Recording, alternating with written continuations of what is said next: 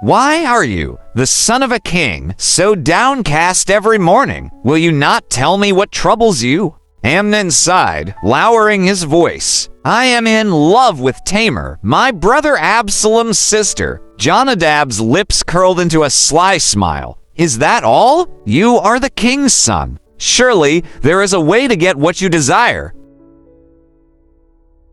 In the royal courts of King David, amidst the splendor of Israel's golden age, lived Amnon, David's eldest son and heir apparent to the throne. Handsome, privileged, and powerful, Amnon was a man who seemed to have it all. Yet, beneath the surface of princely grandeur lay a restless heart and a weakness that would lead him to ruin. Amnon had everything one could ask for, except the love of one particular woman, Tamar, his beautiful half-sister. Tamar, the daughter of Maasach, was radiant, virtuous, and kind, qualities that made her beloved by all who knew her. Amnon's feelings for her, however, were far from brotherly. He became obsessed with her beauty, consumed by an uncontrollable desire that darkened his heart. As Amnon's infatuation grew, he became physically ill. His longing for Tamar had left him hollow and despondent, and his torment did not go unnoticed. One day, his cousin and close friend, Jonadab,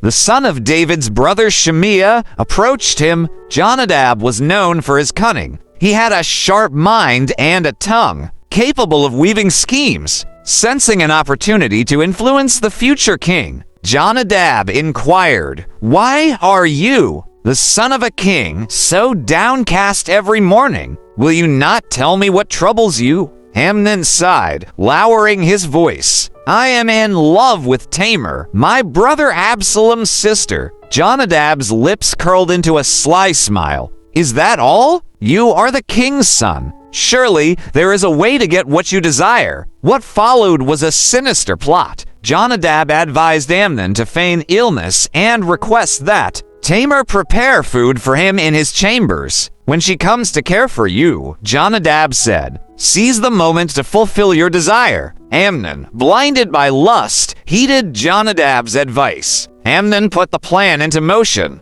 He pretended to be gravely ill, and when King David came to see him, Amnon requested that Tamar come to his quarters to prepare a meal for him with her own hands. David, unaware of his son's true intentions, granted the request. Tamar, ever dutiful and kind, came to Amnon's chambers with flour and prepared cakes before him. But when she offered him the food, Amnon dismissed all his attendants and locked the door. "Come, Tamar," he said, his voice trembling with desire. "Lie with me." Tamar recoiled in horror. "No, my brother," she pleaded. "Do not force me, for such a thing is not done in Israel. Do not do this wickedness. Speak to the king, for he will not withhold me from you." Her words, full of reason and dignity, fell on deaf ears. Amnon, consumed by his lust, overpowered her and violated her. The aftermath, from love to hatred. As soon as his vile act was complete, Amnon's obsession turned to loathing. The very sight of Tamar now filled him with disgust. His hatred for her became greater than the love he had once professed.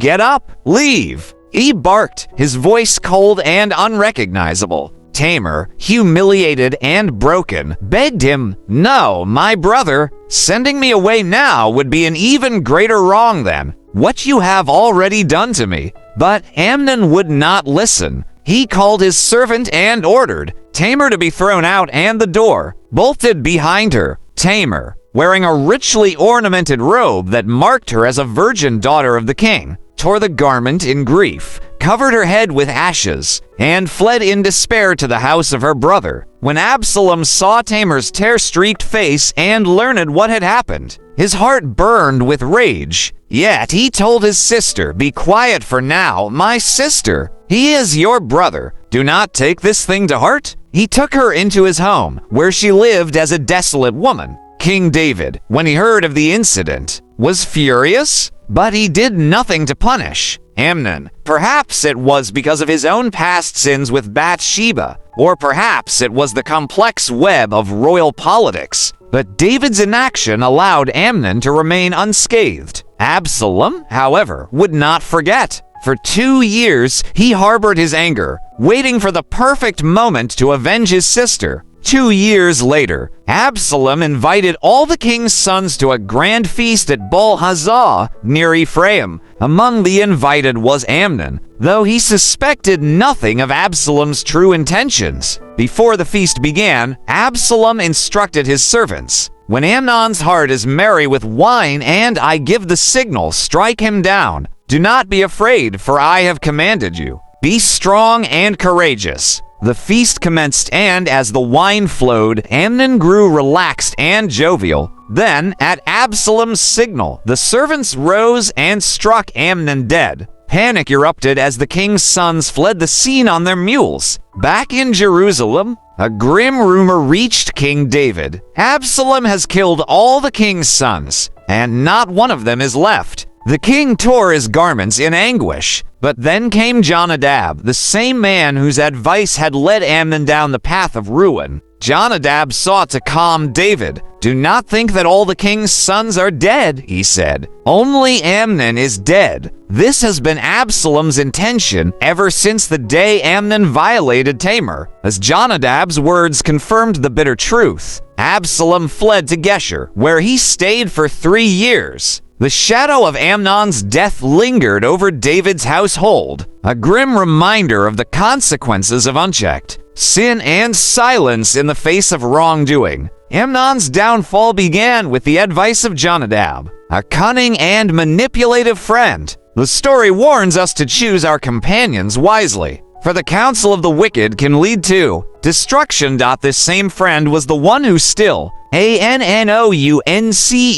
Amnon's death. Jonadab's advice not only ruined Amnon's life, but also set off a chain of events that tore apart David's family.